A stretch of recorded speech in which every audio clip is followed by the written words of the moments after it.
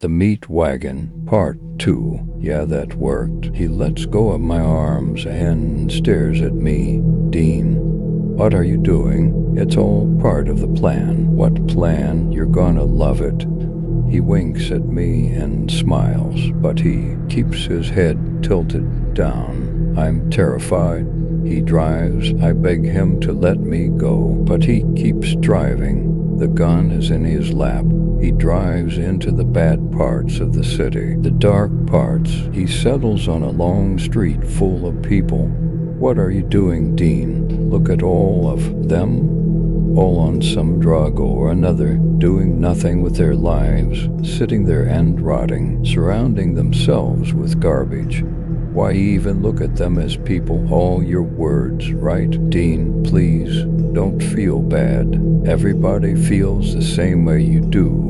Otherwise these people wouldn't be here, right? They'd be getting help, real help, but they're never going to get help. Why let them suffer? He dials his phone. He identifies himself and gives the operator our location. I've taken my partner hostage, and I'm about to kill a lot of people. Why? Who have 2 minutes to stop me before I begin. He hangs up the phone and watches the clock. 2 minutes, you think they'll be here? I don't. But I don't say anything. I don't think they will. This part of town isn't exactly a priority now, is it? Dean opens a game of solitaire on his phone. We wait. You think that girl is still in the hallway? I have no idea. Dean, he clicked his tongue. I'll bet she is. We wait and wait and wait until, well, I'm a man of my word. I clocked this location to the nearest police department. It's a minute and a half away if you're driving really fucking fast. I guess they're taking their time tonight. Too bad. Dean, please don't. He revs the engine of the meat wagon while he scrolls through his phone. He starts to play music. AM awful. Angry noise. This is that song I was telling you about. This is going exactly as I thought it would. He revs the engine and turns on the siren. Dean, please don't do this. Dean, they're people. He smiles at me. Are they now? Dean floors the ambulance. At first, I'm sure that no one thinks anything of it. Ambulances approach these places at high speeds all the time. Some of the people start watching us and shielding their eyes from the headlights. And then Dean jerks the wheel to the right and hops the curb. He drives through tent after tent, cart after cart, person after person. I push into the dashboard and kick at the floorboard. I scream. Several people try to run to the other side of the street, and Dean cracks and mows them down. Under the wheels of his meat wagon, the windshield cracks. He drives around a corner to the next T Street, and he starts all over again. There's so much blood. He has to turn the windshield wipers on. I see in the side mirror that there is a police cruiser behind us. Dean notices as well. They're finally here. Dean keeps driving through as many people as he can cops start firing, trying to blow out the tires. Dispatch is trying to reach us through the radio. Dean grabs the radio and screams, you better get a lot of people down here to help. I've got a full tank of gas. He throws the radio down. It seems to go on forever. Turn off. Turn. It's obvious that Dean has planned his route. All dark streets and alleys, all filled with people who live on the street.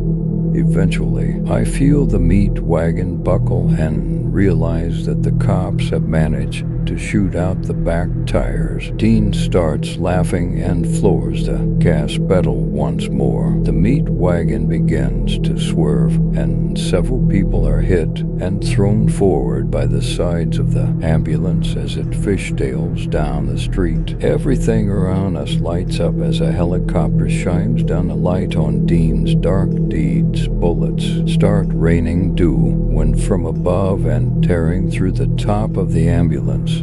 Shit, now they don't even give a shit about you. Ironic. Dean howls with laughter as he tries to keep the ambulance under control, but it swerves hard to the right and smashes into the side of a building. My arms break as I'm thrown forward. I feel the flesh of my palms give way and I'm free from the dashboard. Dean's face took the impact hard. His nose is broken and blood pours out of his forehead. He smiles at me. "You okay?" I don't answer. He grabs his gun and points it at my head. "This is it. Don't ever forget, Richard. Don't forget what I did here tonight." He reaches into his pocket and pulls out an envelope. He gives it to me. "You read it before you give it to them. You understand?" He pulls the hammer back on the gun. I close my eyes and nod. "Dean, I'll do whatever you want. Please don't kill me." He smiles again and puts the envelope in my hand. "You read it, just in case they decide to keep this quiet. I don't see how they can, but I think they'll try." I can hear the cops screeching to a halt behind us. I hear doors opening. I hear yelling. Dean struggles to get out of the meat wagon. I hear the cops yelling at him to put the gun down. He stands up just outside the driver's side door. He's breathing heavily. He stands there for a moment. He screams, he raises the gun, and and I see him turned into hamburger as the cops open fire. I'm taken to the air. I'm wheeled past a girl I have seen before. She's still lying in the hallway. I try to tell them to see her first. They don't listen. As the days went by, I heard one story on the local news.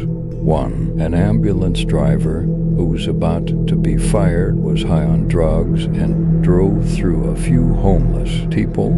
That was it. It was forgotten the next day. I gave them Dean's note, but I never heard any more about it. They never released it to the public. They told me at my company that it was best to keep quiet about the whole thing. No one wants to make people paranoid about crazy ambulance drivers. The situation with the homeless was very unfortunate. They were probably not long for this world. Anyway, I'm going to lose my job by writing. Gee, this, I still remember exactly what he wrote. I'm not condoning his actions, nor am I condoning my own. I just thought people needed to hear why I decided to write it here. You, the public, will no doubt be shocked and outraged by what I've done. I'll be called a monster, but we are the same. I have killed many people tonight, people who were slowly being killed by most of you already. The difference between me and the rest of you is that I did it quickly with an ambulance, while you do it slowly with apathy.